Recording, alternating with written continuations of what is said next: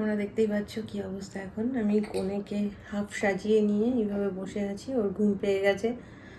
আর সামনে এগিয়ে বসে আছেন।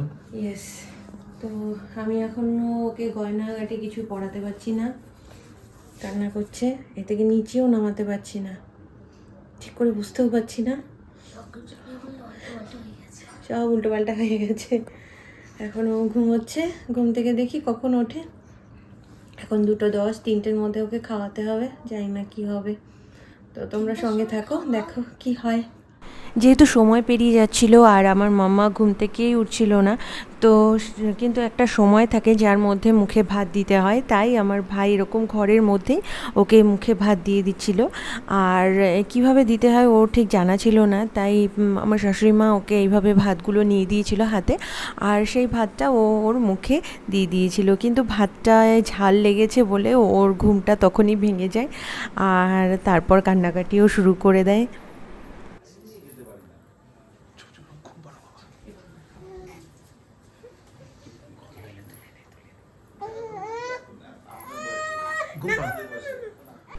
ওর ঘুম ভাঙার পর যখন ওর মুডটা একটু ঠিক হয়, তখন একটু গয়নাগাটি আর ওড়না পরিয়ে ওকে নিচে নিয়ে আসা হয়, যাতে করে আমরা এই রিচুয়ালের কিছু ছবি তুলে নিতে পারি, আর যেগুলো তোমরা এখন দেখতে পাচ্ছ।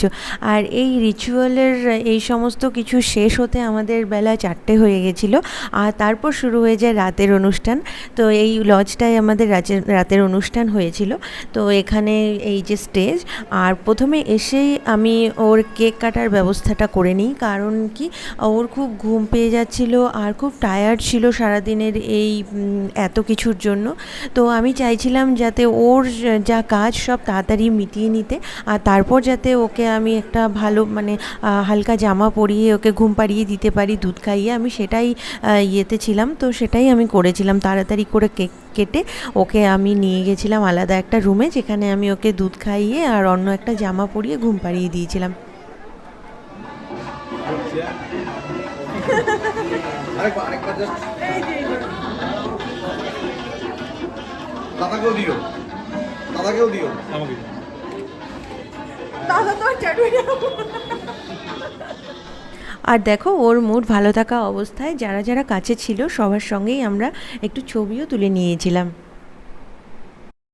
তো তোমরা দেখছো এখন আমি লজে এসে গেছি, অনেকক্ষণ হয়েছে লজে এসেছি। তো অনেক কিছু করার পর মাম্মা এখন টায়ার্ড হয়ে গেছে, অনেক কিছু বলতে কেক কাটিং হয়ে গেছে, আমাদের গ্রুপ ফটোস হয়ে গেছে।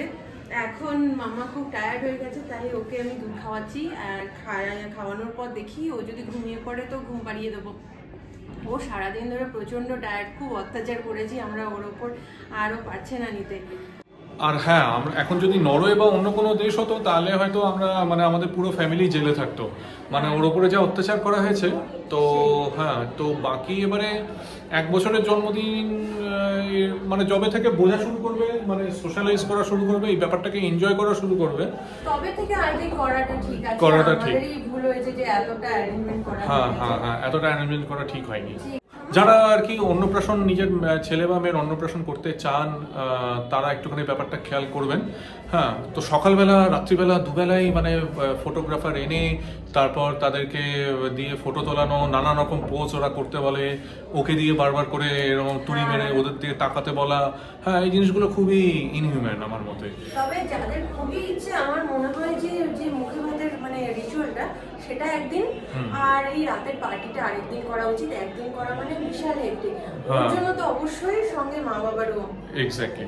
যে আমরা যেগুলো তোমাদের সাথে শেয়ার করলাম সেগুলো ঠিক কিনা, যেগুলো ঋগদেব তোমাদের সাথে শেয়ার করলো সেগুলো ঠিক কিনা, তো সবই তোমরা কমেন্টে অবশ্যই জানিও।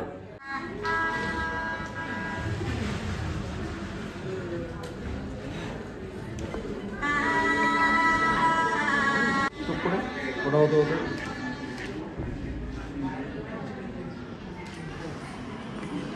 আমরা এখন বাড়ি চলে এসেছি, আর ভিডিওটা চলো এখানেই এন্ড করছি। যদি তোমাদের ভালো লেগে থাকে তাহলে অবশ্যই লাইক, শেয়ার অ্যান্ড কমেন্ট করো। আর তোমরা দেখতেই পাচ্ছ আমরা পুরো এক্সস্টেড, কিন্তু মাম্মার এনার্জি এখন আবার তুঙ্গে আছে। দেখো হুম করে যাচ্ছে। মাম্মা কিছু বলবি?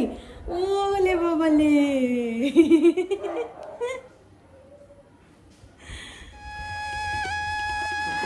ওটা হতো